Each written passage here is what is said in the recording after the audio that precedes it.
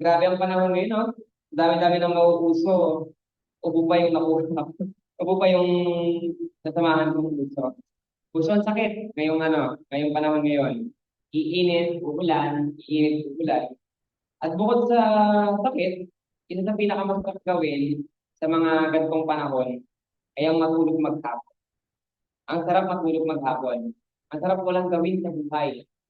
Pero alam niyo ba, ayon sa pag-aaral ng mga doktor, sa, I think 2016 to, sa pag-aaral na to.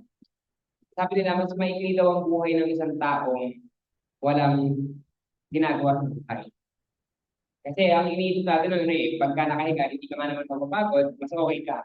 Pero, sa isang pag-aaral, mas mapapadali ang buhay ng isang taong walang ginagawa sa buhay.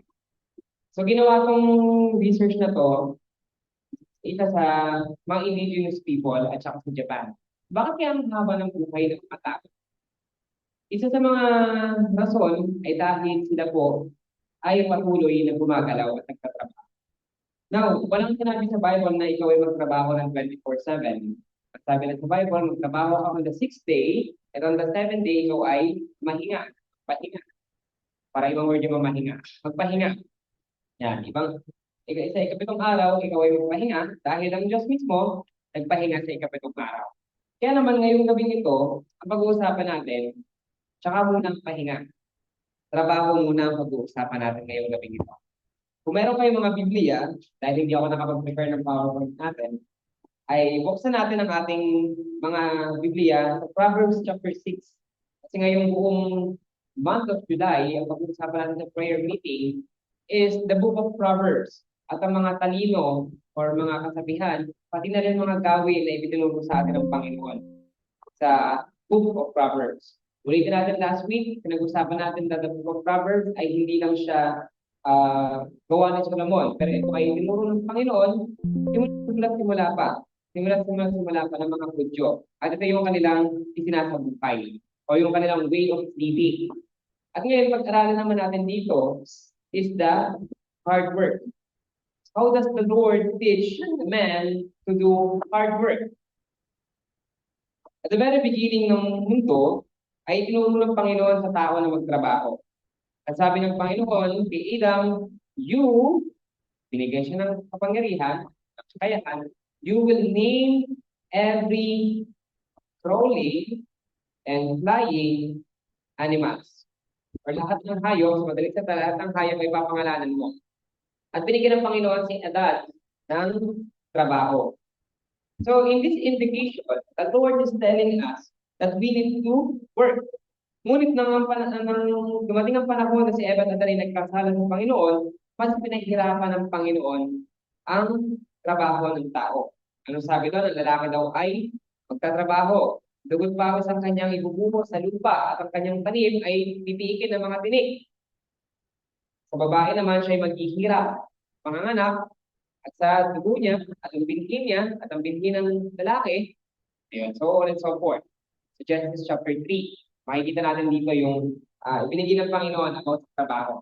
At also, here in our church, the very first edition ng Theology of Work ay nakapag-publish tayo. From Christian Education for Youth, the very first edition of Theology of Work, makikita natin dito kung bakit nga ba inutusan ng Panginoon ng taong trabaho.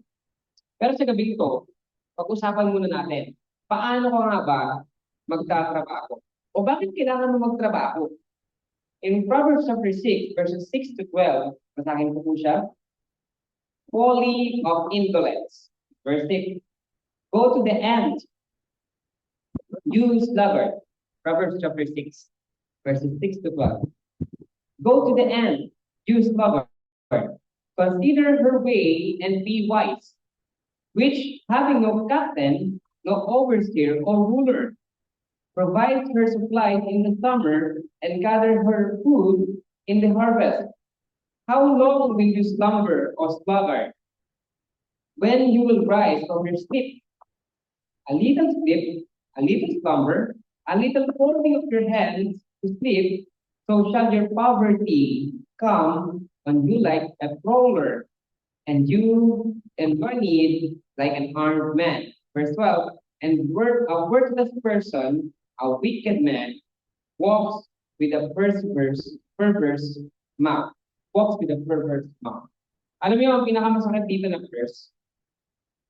The verse 10 to 11. Balikan natin ang sabi dito, a little sleep, a little slumber, a little folding of your hands to sleep, so shall your poverty come on you like a crawler, and your need like an armed man. So, hindi na natin kailangan interpret pa ito ng sobrang lalim. Literal na sinabi dito, a little sleep, a little slumber. Maliit o sobrang pagtulog. At pag sinasabing a little dito, ibig sabihin sobra. No? Kung ikaw ay naka-10 oras ng tulog na, siguro sobra na yon. A little sleep or a little slumber, a little folding of your hands to sleep, so shall your poverty come on you. Verse 11. Ang paghihirap daw ay mapapasayo o ang kahirapan ay mapapasayo. Pero di ba sinabihan naman tayo ng Panginoon na dapat pahinga tayo? That rest is also worship. Pero bakit dito? Yung maliit na pahinga at maliit na pagtulog ay ang katumbas ay kahirapan. On the Bible, if you will gonna look into the biblical history, one single man in the Bible or no single man in the Bible that na nagkaroon ng sobra sa kanyang pamamahinga, ay nagkaroon ng kabutihan sa kanyang buhay. Wala kahit isa na sumobra sa kanyang pamamahinga ang gumanda ang buhay. So, sige, balikan natin. Sino ba yung mga account sa Bible na tulog? Isa lang naman ang tulog doon na pinaka-prominent, Samuel lang, sa tulog na tinawag ng Panginoon. Pero nevertheless, lahat po ito, lahat ng tao sa Bible, they are all working nung sila ay tinawag ng Panginoon. So, balikan natin, si Samuel lang po yung tulog na tinawag ng Panginoon habang siya ay, si Samuel ay tinawag ng Panginoon habang siya ay tulog. Pero all of those people in the Bible, lahat sila ay tinawag ng Panginoon while they were working. Let's look back to Peter, John, and James. So, tinawag sila ng Panginoon, natin sila. They were fishing. When the Lord called Moises, natin siya, tending the sheep, flocking the sheep. Sila pang tinawag ng Panginoon while they were working. All of them, they are all working when the Lord has called them. So this indicates that the 10 and 11 is saying that you can receive God's calling, or we can call blessing, when you are working and not lumbering just a little bit. So meron lang ako 2 points ngayong gabi ito. Ang una is the honor of hard work, and the second one is the warning to a lazy man. Simulan natin. Our first point, the honor of hard work. In verse 6 to verse 8, example the end. Go to the end, you sluggard. Alam mo ibig sabihin ng sluggard? Ang sluggard po ay katumbas sa salitang batugan. Ang tamad kasi lang one time lang. One time lang ang tamad. Tinatamad ako ngayon. One time lang po ang ibig sabihin ng tamad. Ngayong araw lang o ngayong oras lang ito. Pero pag sinabing batugan, ay nakadikit na to sa iyong buto bilang isang batugan. Kung walang gustong gawin sa buhay. Go to the end, you sluggard. Sakit sabihin ka sluggard ka. Consider her ways and be wise.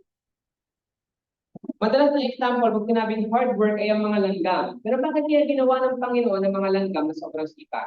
Did you know that the ants, hindi man to nakalagay sa Bible, o hindi man to na patunayan ng siyensya, pero may kasabihan, kaya daw masipag ang langgam dahil alam ng langgam na hindi siya binigyan ng Panginoon ng mahabang buhay.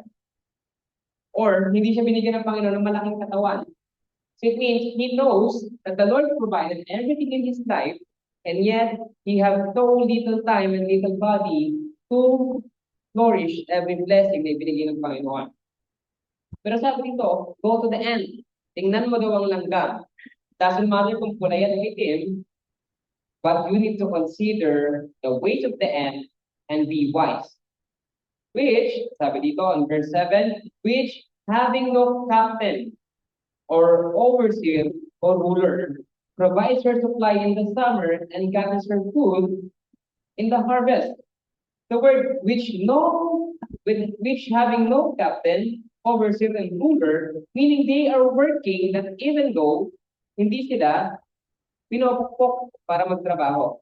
They are working voluntarily because they know that someday, ay kakailanganin nila lahat ng kanila pinagtatrabahuhan.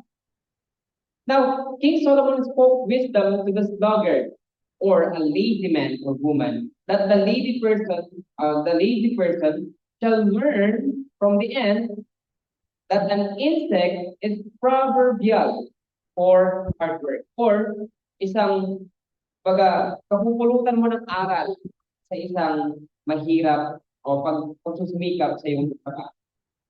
Now, when we say hard work means you're doing your best on whatever work you have. Sumesweldo ka man o hindi, if it's work, dapat you did your best. So now, I'm not talking here just in the ministry, but there are two parts of this verse in our first point, that the honor of the hard work. The first point, sa iyong pagtatrabaho or in your hard work, when you're working outside the church or outside the ministry for your own supplementary,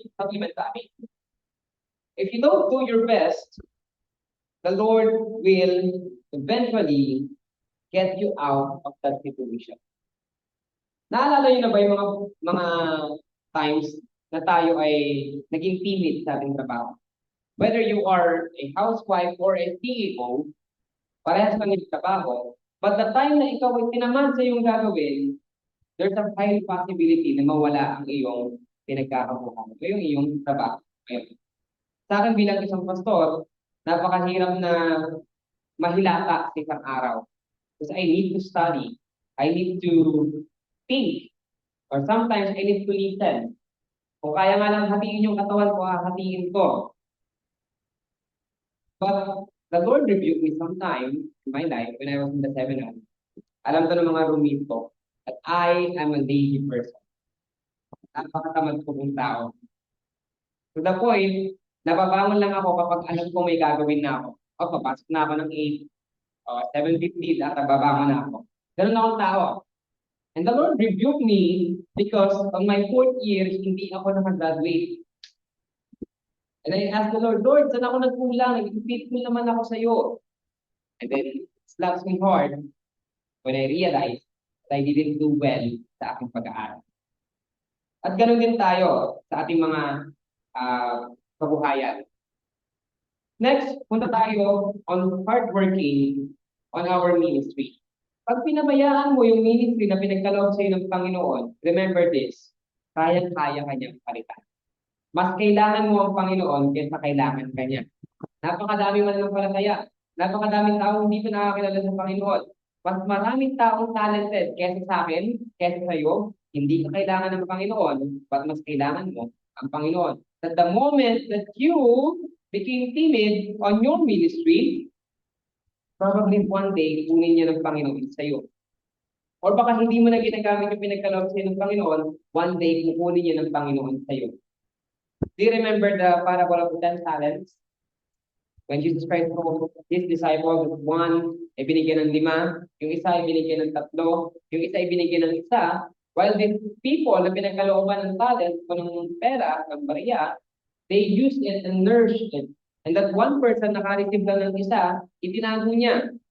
And then eventually, binawi sa kanya ng master at sinabing lahat ng mayroon ka ay hindi na sa iyo pag-aari. Hindi mo na pag-aari. So ano bang ibig sabihin nito?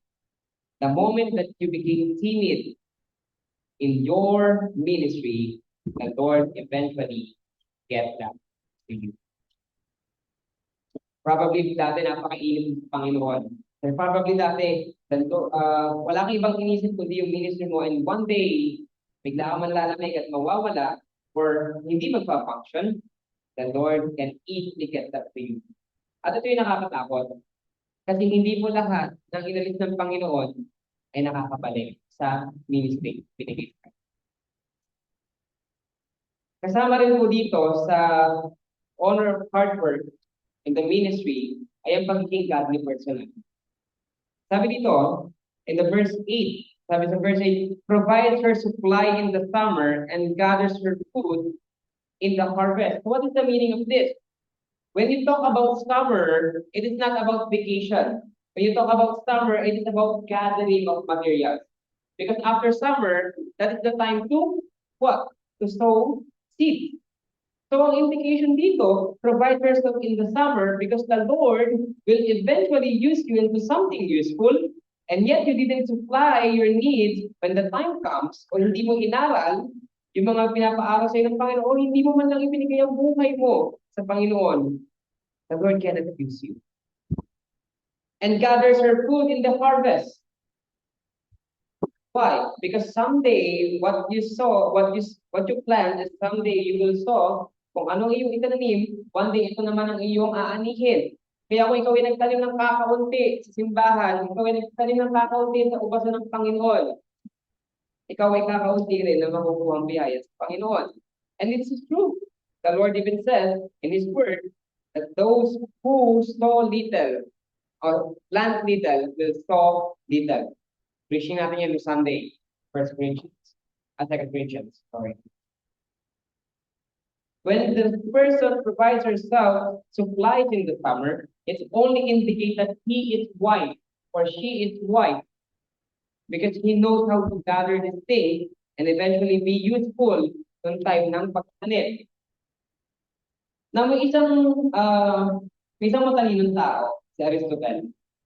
Sabi niya dito, sa isa sa kanyang mga work, kasi kanyang mga ulat, he asserted that the ants labor without rulers to direct them and mold them is a discovery of perfect social organization among ants. So balikan natin yung verse 6. Sa pagiging isang wise person and hard-working person, bakit? If we cannot look back how the Lord designed you to be wise in this very gift that the Lord has given to you, eventually He will get back to you. And one day you will just lost. You will just be lost. You cannot go back. Probably you cannot go back. Isa sa mga biggest regret ng isang Kristiyano ay hindi siya natuto ng kanyang kabataan pa. Narinig yun. Lagi ko naririnig ito pag matatanda na yung kumakausap sa akin. Like, one time si Chen, kumakanta si Chen, kumakanta sa isang church, like special number siya. Lagi ko na naririnig, sayang, dati napasali ako ng choir, pero hindi ko tayo ng choir. Lagi ko naririnig yung ganong words. Or sayang yung anak ko, hindi ko man lang dinala sa simbahan, hindi ko man lang naturuan sa Sunday school.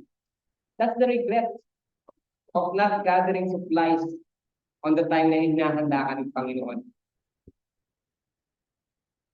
That is our first point, the honor of hard work. The second point is the warning to the lazy man. Kung kanina, ipinakita sa atin ng isang taong nagtatrabaho ng malugod at buong buo, ngayon naman ipapakita naman sa atin ang taong patugan o ang taong walang kakayahan na tumayo sa kanyang sariling paa. On verse 9, sakit ulit ang word dito, how long will you slumber, O sluggard? When will you rise from your sleep? Kailan ka tatayo dyan sa iyong kinahihigaan? And Solomon, King Solomon, is talking to his son in this very particular verses because he knows that this son of him, mga anak niya, one day will inherit the kingdom. Nakakalungkot nga naman, nagtatrabaho ka ng mahirap, and yet you did not teach your people, yung anak mo, na magtrabaho ng matiwasay. Sino dito yung ito, puro nanay naman tayo, dito magwala kay ating. Anak na ba kayo? Wala pa naman, di ba? Sino kayo dito yung sa atin lang na mga anak, mga nanay. Sino dito nagtuturo pa rin sa bahay na may toka pa rin na trabaho ang kanilang anak? Pag-isa ka na lang sa bahay. Pag-isa ka na lang sa bahay nyo. Actually, si Bert, nakikita ka nagmamakwento yung sa akin dito bagay. Bago ako umalis, nagmamakwento naman. Nakakaawa ang isang bata na hindi tinuruan ng magulang na magtrabaho sa loob. That's why we are blessed kung tayo po ay tinuruan ng ating mga magulang kahit maglinis man lang, maghugas ng pinggan. Sa lahat po ay tinuro ng tita ko, hindi ko lang natutunan magplansya. Lagi ko nasusunog yung damit pag nagtatay siya. Hanggang ngayon, kaya hindi ako nagpapalan siya madalas, lagi ko nasusunog yung damit. Pero tinuro sa akin ng tita ko kung paano magtrabaho sa loob ng bahay. Ito ang reason niya. Hindi porket lalaki ka, hindi ka nagagawa ng gawa. Kaya sabi ko, okay. Sunod ako, magtapos yung gagawin ko, lalabas na ako. But did you know, when I was in the seminary, doon ko nakita kung gaano ako ka-blessed, na pinapalo ako ng tita ko para lang maghugas yung pintuan. Pinapalo ako ng tita ko para lang magwalis. Pinapalo ako para pakainin yung aso. When I was in the seminary, meron akong roommate, man lang, tanda na, 20 plus na, hindi marunong mag-technique ng sarili niya. So, the man is blessed when the laziness on him was rebuked. Even inside the church, yung nga lang nakakatapag dito mag-rebuke ng ng tamad baka di na bumalik. Hindi mo natatakot na di sila bumalik, pero alam niyo yun, baka magtulong-tulong. There was a time, as a pastor, my professor sa Pasig siya nagpapastor natin. That's what happened to him. But he stand on his ground at sinabi niya, if you are lazy enough, you are not entitled to eat. Yun ang sinabi niya. And eventually, all of his members tulong-tulong and eventually napaalis. Just because of that one particular phrase. And I kid you not, nasa Bible po yung sinabi niya. Ang tao tamad ay hindi pinapakita. So kung ikaw ay nagpapalaki ng isang tao tamad sa bahay mo, may judgment din ng Panginoon tayo para sa iyo. Accountable ka sa tao. Ingat, pasaya natin ng 9 chapter, verse 9 to 11. How long will you slumber or sluggard? When will you rise from your sleep? A little sleep, a little slumber, a little folding of your hands to sleep. So shall your poverty come on you like a prowler, and your need like an armed man. Balikan natin yung verse 10 na introduction ko kanina. This actually indicates, hindi po yung pamamahinga mo pagpasakit ng katawan. Ngayon, maulan na ulit. Ang sarap matulog ulit. But did you know, the Lord has given you 24 hours to finish all of the steps na kailangan yung gawin sa pagkakas. But yet, sometimes we feel na parang ang bilis ng oras lang para sa lahat ng trabaho natin. You know why? Because it is also the devil's work for us to keep busy on those things that we become lazy. Sa Tagalog, ginagawa ko tayong busy, abala, ng kaaway, ng demonyo, para maging tamad din tayo sa buhay natin. Ito, ano ko yung laging sarili ko dito. Bigyan ko ng example sa sarili ko. Pag ako pinagpanood yun ng reels, yung isang reels, mamaya gabi na. Ganun ako mag-scroll. Pag pinaglaro mo ako ng isang laro sa tablet o sa computer ko, yung isang laro na 30 minutes, nagiging 3 oras na. Katamaran din yun. If you don't use your time proficiently, katamaran po yun. Well, ang tanong dito, Pastor, paano mo ba malalaman na katamaran na yung ginagawa ko? Simple lang, if you don't accomplish something, katamaran na. Hindi po kasama dito ang pamamahinga. Ang katamaran po ay kung wala kang ma-accomplish sa buhay mo. O kahit sa mismong araw. Now, there are three things for us to accomplish. The first one is to glorify the Lord. That's the first thing that we should do in our lives. Anong mas inuna mo? Magbasa ng reels, manood ng reels, mag-scroll sa internet, or pinalalim mo yung pagkakilala ng Panginoon. Let's glorify the Lord. Number 2 is to edify your veteran. Nabati mo man lang ba yung kapitbahay mo ng good morning? Malaking bagay po yun. Nabati mo man lang ba yung kasama sa church na hindi mo na nakikita? Ilang araw, ilang linggo na. That's edifying your veteran. At ang pangatlo, pinakamahalaga sa lahat, ang pangatlo at mahalaga rin sa lahat, to provide for you and your household. No matter what gender you have or what age you have, you need to provide for your household. Now, punta tayo in verse 12. A worthless person, a wicked man. Sabi ito, a worthless person, a wicked man, walks with perverse mouth. Sino may Tagalog Bible? Ang ganda nito sa Tagalog eh. Sige, Ate Michelle, pakibasa yung verse 12.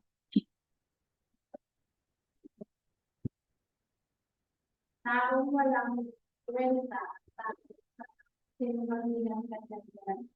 Ito, thank you po. Meron pala tayong Tagalog dito. Ang taong walang kwenta at masama ay puro kasinungalingan ang sinasabi. Naghanap ko. Paglabas mo ng bahay, meron na nito. Kung anong taong binabanggit din dito? Those per person na walang ginawa sa buhay nila kundi magkwentuhan sa labas ng bahay and to say things about their people. Ang pagiging maritas din po ay isa ring kasalanan. Tinawag yan dito, walang kwenta. Ang taong walang kwenta. Ang taong imbi at masama ay walang tigil sa paggala upang ikala sa iba ay di totoo niyan salita. Lalim naman na ito. Doon tayo sa isa. Masyadong hirap yung Tagalog. Ang taong walang kwenta ay masama. At taong masama ay puro kasinungalingan sa tao. Why? Because we don't exercise our physical body on work and our spiritual body in the word of God. That's why we can say bad things. We can be wicked person and we can be walang taong walang kwenta. Now, ano na ba yung aral na itinuturo sa atin ng Proverbs na to? These verses in the book of Proverbs is actually talking to us to be fruitful in our lives. Will you ask yourself, fruitful ba ako sa buhay ko? Ano pa ba ang ginagawa? Ano pa ba ang kailangan ko sa buhay ko? Remember that the Lord has given you another day because the Lord wants you to glorify Him one more time. Nagawa ko ba ito ngayong araw na to? Kasi ang pagiging tamad ay dalawang bagay. Tamad ka sa buhay at tamad kang kilalanin ng Panginoon. So ask yourself, nakilala mo ba ang Panginoon sa araw? And if you are not guilty this day na hindi mo man lang nakilala ang Panginoon o bukas sa mga ibang araw, hindi mo man lang nakilala ang Panginoon, ikaw yung verse 12, a worthless person, a wicked man, walks with perverse mouth, because you don't feel yourself and exercise your faith, your body, your physical, and your financial. If ever na kailangan niyo po ng determination or ng encouragement ng trabaho, puntahan niyo lang itong verse 6 hanggang verse 11. Tapos, basahin niyo. Why? Because it is the rebuke of the Lord that we need to work hard. Hard so much that on the seventh day, we are entitled for the rest. You don't deserve the rest of 7 days or yung Sabbath. You don't deserve to rest on 7th day if you do not work on the 6 days of the week. Now, last week, no Sunday, pinag-usapan natin about tithings. And na-discuss natin doon is yung pagbibigay ng 10% ng buhay mo sa Panginoon. The Lord is always asking for your part, yung willingness mo sa Kanya. That's why this evening, I will encouraging everyone to give your life and work hard, exercise the physical and spiritual self. Because no matter what you do or how much you sleep, you cannot glorify the Lord by mistakes. Magkaiba pong rest at slumber. And next week, we will talk about the heart of Proverbs. Because it is the third Sunday or third week of the month. We will talk about the heart of Proverbs. At kadugtong po ito ang pinag-usapan natin dito. Kaya naman, when the Lord gives you another day, use it, exercise yourself. Tayo po lang.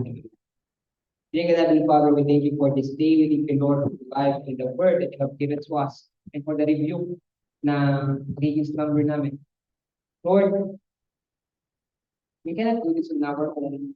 That's why, Lord, I am asking and praying that you rebuke us, O Lord, sa mga panahong kami po ay sumasobra sa aming mga ginagawa. Sumasobra, Panginoon, sa aming bawang maingat. Sumasobra, Panginoon, sa paggawa ng mga bagay na hindi dapat namin gawin. Lord, we need to guide us so that in our work, ikaw, Panginoon, ang aming may taas. Sabi mga buhay Panginoon na ikaw mismo ang makita kami panlabas at panloob na kaanyuan. And Lord, may you continue to provide us the knowledge na mas makilala ka namin pang araw-araw, Panginoon. Kayo po ang purihan. Kayo, Panginoon, ang itaas. Kayo ang kadakilain sa aming buhay. Walang papuri pa sa salamat. Tanging alay namin sa iyo. Tumatawag sa pangalan ni Jesus. Amen. Maraming salamat. And wala nga aking mga may pasa ako ng basket.